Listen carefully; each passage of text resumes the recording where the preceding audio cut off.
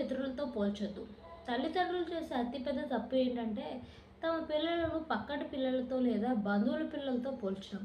దీనివల్ల పిల్లలు తల్లిదండ్రులపై ఆగ్రహం వ్యక్తం చేస్తారు. పిల్లలు తమ తల్లిదండ్రుల ప్రశంసల కోసం పోరాటం చేస్తారు.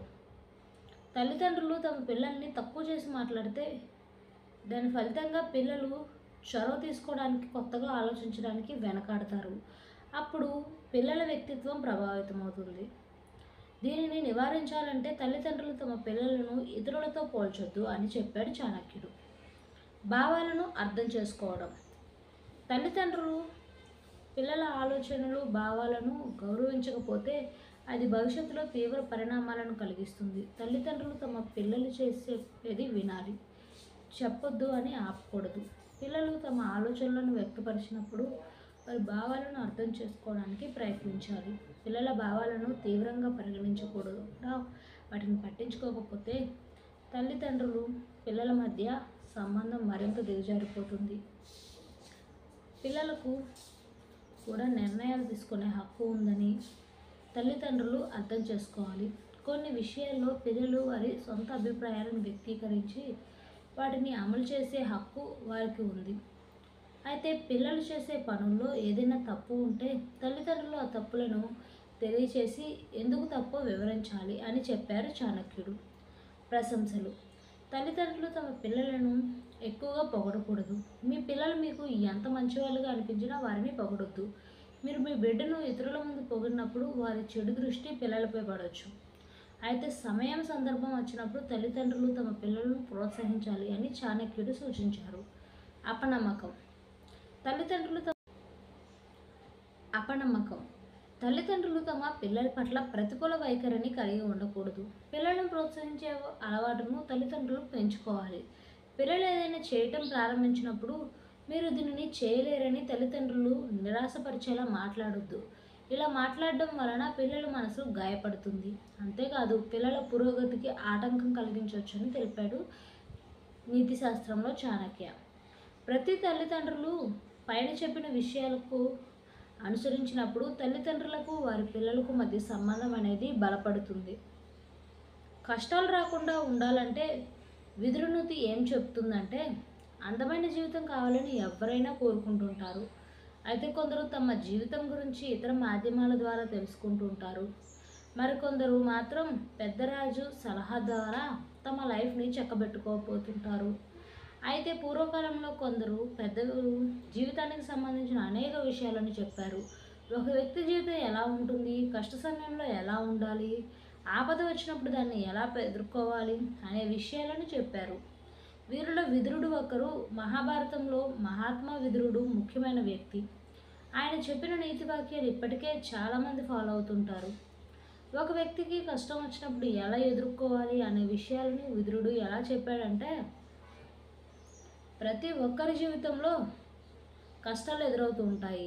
అయితే వాటిని కొందరు మాత్రమే ఎదుర్కోవడానికి సిద్ధమవుతారు. కానీ కొందరు మాత్రం ఆ కష్టాలను చూసి భయపడుతుంటారు. కొందరు ప్రాణాల మీద కూడా తెచ్చుకుంటారు. అయితే విదురునీతి ప్రకారం ఒక వ్యక్తి కష్టాల నుంచి బయటపడాలంటే తెలివి సంపాదించుకోవాలని చెప్తాడు. ఎందుకంటే తెలివైన వ్యక్తి కొన్ని విషయాల పట్ల పగడ్బందీగా ఉంటూ ప్రణాళిక ప్రకారం ముందుకు వెళ్తూ ఉంటాడని విదురునీతి చెప్తుంది. విదురునీతి ప్రకారం ఒక తెలివైన వ్యక్తికి ప్రేమ, ద్వేషం విషయంలో ఒకేలాగా ప్రవర్తిస్తుంటాడు. తను ప్రేమగా ఉన్నప్పుడు ఒకలా, ద్వేషం వచ్చినప్పుడు మరోలా ప్రవర్తించడం వల్ల కష్టాలను ఎదుర్కొనే అవకాశం ఉంటుంది. అందువల్ల ఎప్పటికీ ఒకే మాదిరిగా ఉండటం వల్ల అన్ని పరిస్థితులను ఒకేలాగా అంచనా వేయవచ్చు. దీంతో ఎటువంటి మానసిక ఇబ్బందులు ఉండవని విదురునీతి చెప్తుంది. కష్టాలు రాకుండా ఉండాలంటే డబ్బు విషయంలో ఎక్కువగా కోరికలు ఉండొద్దని విదురునీతి చెప్తుంది. ఎందుకంటే డబ్బు ఈరోజు వస్తుంది, రేపు పోతుంది. డబ్బు వచ్చినప్పుడు ఎగిసిపడకుండా, లేనప్పుడు బాధపడకుండా ఉండొద్దని, డబ్బు కంటే మనుషుల మధ్య ప్రేమాభిమానాలు ముఖ్యమని చెప్తుంటారు.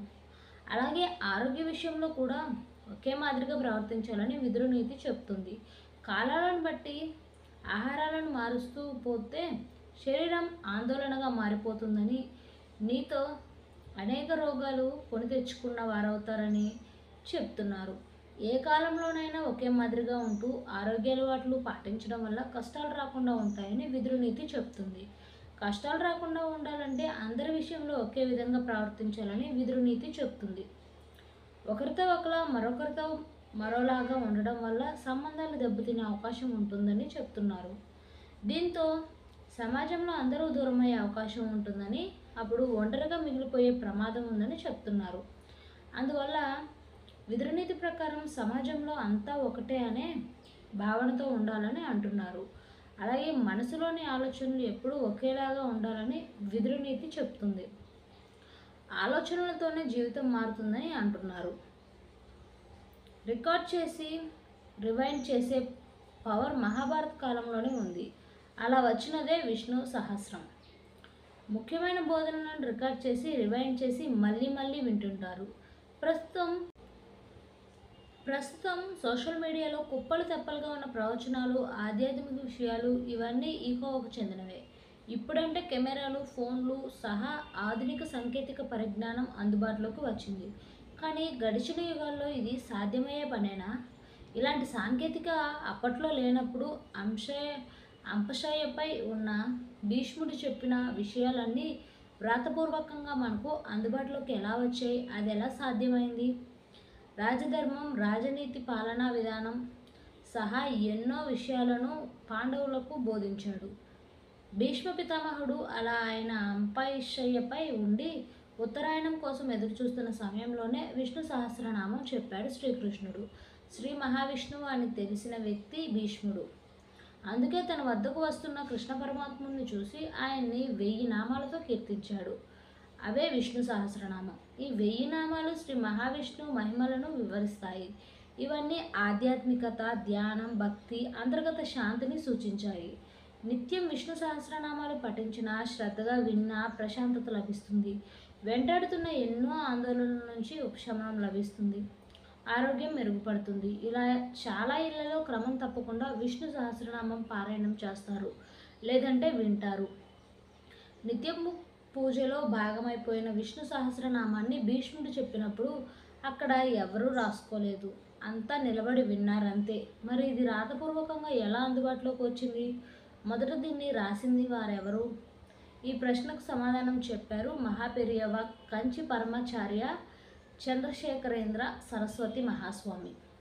1940వ సంవత్సరంలో కంచి పరమాచార్యను ఇంటర్వ్యూ చేసేందుకు ఒక వ్యక్తి టేప్ రికార్డుతో వచ్చాడట. అది చూసి స్వామివారు ప్రపంచంలో అతి పురాతనమైన టేప్ రికార్డర్